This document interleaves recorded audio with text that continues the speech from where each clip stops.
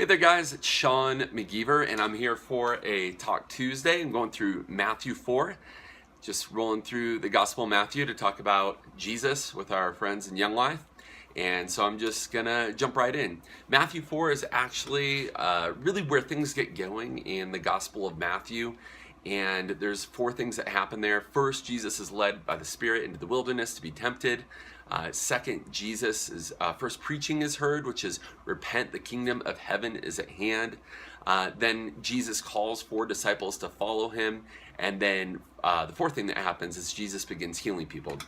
There's lots of things that you could cover in this or from this chapter, but with this being toward the beginning of the semester for most of us who might be following this plan, Matthew 4, I think that this would be a good introductory kind of week for a club talk. So I think that Jesus inviting the four fishermen to follow him is a great one at the beginning of the semester, kind of get things going, take the next step, that sort of idea. So I'm going to jump in with that. Basically, that section, which starts in verse 18 in chapter 4, is broken into two sections. There's where Jesus meets Peter and Andrew, and then there's when Jesus meets James and John. Now, the thing about it is he follows the same pattern when he runs into both of these people. And the pattern is this. First off, he sees them. Then second, he talks to them or calls them. And then third, they leave and follow him. So there's this repeated pattern where he sees them, he calls them, and then they follow him. Actually, left what they had and followed him. So to see what to be called, and then the response. So anyway, he does it twice, and just in literature and what Matthew is doing here, if he's doing the same thing twice to make a point. He could have just said it once, but he doesn't. So anyway, that pattern is really important. Here are a couple main points that you could go with. First off, just kind of like the take your next step. Just emphasis on what is it for you to take the next step, to learn more about Jesus, to follow Jesus, to do what Jesus says. And, the traditional invitation might be something like, why don't you come back next week? And I think that that's appropriate for everyone.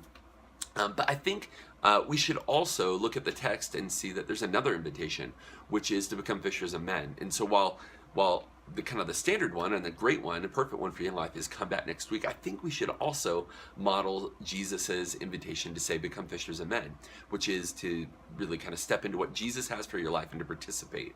I'll mention more about that in a moment, but that's a possible main point. Maybe a fisherman type of thing would be, hey, I want to challenge you to bring someone with you. Why don't you turn into a fisher and bring someone with you to learn more about what it means to follow Jesus? That would just be one way to be taking the next step in a little bit more significant way, kind of in the club context. Another main point is that there's no interview required to follow Jesus. It's just crazy that Jesus just kind of looks at them and is like, come with me. And I think hopefully that would be encouraging to a lot of us, and also our friends in Young Life, Wyldlife, Young Lives, Capernaum, College Young Life, etc. That, your background, good or bad, isn't what Jesus is looking at. I have an illustration about that. Third, Jesus calls, will you follow? So, the invitation is there. How will you respond? And so, put the challenge out there. Now, not only will you follow, but perhaps also will you leave whatever is a priority in your life. Now, I know this is early in the semester. We normally don't give a challenge to follow Jesus and give your life to him, but Jesus does this here. Will you follow? And their response is to leave their nets, or in the second instance with James and John, to also leave their father, which you'd have to handle carefully because it doesn't mean that we actually leave our relationship with our parents or our friends or whatever. It's an issue of priority. It's an issue of there's something about Jesus that, Dad, I'm going to be back. I need to do this. So anyway, Jesus calls, will you follow? Pretty simple. Now, what does this show us about Jesus? First off, Jesus saw. Second off, Jesus invites. And third, there's something about Jesus so compelling that people wanted to follow him. So Jesus saw, he sees who you are and what you're going through. Jesus invites. Jesus could do everything in the world. He doesn't really need us, yet he still invites us. God invites us to be part of what he wants to do in the world. He doesn't need to, but he does. So he invites us. No invitation was needed, but he gave it to us anyway, because he wants us to be with him in this for what he's doing in our lives and in the world. What does this have to do with Jesus? It's just kind of the flip of that. You have been seen. You have been invited. You are enough. So Jesus sees and saw the four fishermen. He sees them then, and he sees you now. So you can kind of dwell on this. He sees you now and what you're going through. You are invited. The invitation wasn't just for the four fishermen. Jesus invites us all, and the time is now. The invitation is today. And then you are enough. Whether you've done terrible things or you think you've actually been pretty good, you qualify to follow Jesus.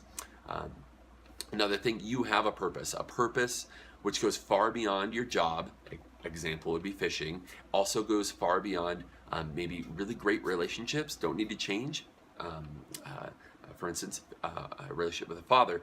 Jesus wants you to join the work he's doing in the world in a relationship. He could do it on his own, but he wants to do it with you because of the relationship that he wants to have with you as you walk alongside him. Couple technical details. Sorry, I'm scrolling up on my little thing here. I'm on location, actually here in Colorado Springs. It's super snowy outside. And I needed to crank this out, and I'm super excited. Relevant technical details. First off, Simon, Andrew, James, John, they were normal, everyday fishermen. There wasn't anything kind of out of the ordinary or extraordinary about them. They're about as normal as they could be. Another technical detail, when Jesus says, follow me, in verse 19, this kind of means to become a student. It means to become an apprentice. In fact, in those days, if you were an apprentice, you actually went and lived with your teacher. It was like a dormitory kind of situation with an RA. I mean, that's just pushing it a bit farther. But the idea of we're going to be together quite a bit, not just this occasional thing. They weren't just lecture listeners. They weren't just taking notes and then going off and doing their thing. When Jesus says to follow, the tense of it is really cool. He doesn't say, right? I mean, it's in the English, but he says, come follow me. That is what is called a present tense imperative, and it's continuous. So he doesn't say come follow me today, tomorrow move on. He doesn't say come follow me maybe in the future. He says, I want you to come follow me and keep following me. Let's do this continuously. So I think that's pretty cool. Another one would be that the fishers of men, Jesus intentionally uses the language of Simon, Andrew, James, and John. He uses language that they would understand. And so for us, as we're people who talk about Jesus, this is an example where we should think creatively about what that means. A lot of kids probably aren't fishing these days in your clubs, maybe some. But what's the parallel? What are the parallels whenever we talk about Jesus that we want to contextualize in their situation? They're fishermen. So Jesus started to use the language like, hey, why don't you become a fisher of men? We should be creative about the way that we invite people to Jesus and think through all of that. Just going to wrap it up with a couple illustrations, and then I'm going to be done. One is when Jesus says follow, I think it might be fun just to say, what do you think about when you want to follow someone? What most of us think about social media, whether it be Facebook or Twitter or what have you, Instagram, hey, will you follow me? And just, you could pull up your phone and say, this is what people normally think when they think follow. You can pull it up on the screen on a computer and do it. And that's great, but that's super limited. That's the smallest snapshot of what it means to really be in a relationship. The type of following that Jesus wants is a dynamic, full-fledged, full color, full everything relationship that goes far beyond the minimal relationship that you could have through a social media follow. Another, so grab your phone or your computer on that one. Another possible illustration, just grab some of the items that are mentioned. Some of my favorite things, you look in there and you go, what is it what I need to do if I was going to build a set, if I was to film this thing to make it look real?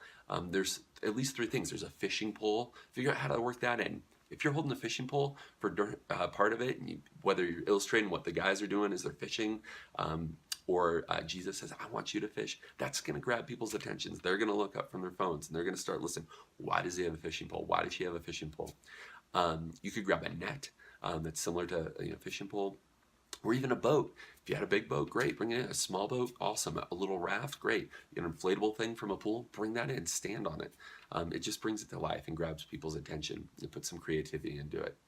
Another thing you could do is grab something like either a resume, if you have one or something, kind of your list of like accomplishments and things like that. Or perhaps if you like you have a Facebook page or something like that, print out your social media page. But the part that has like, where you went to school, where you live, how many friends you have, all that stuff, like is kind of like your kind of like who you are as far as a resume kind of ish.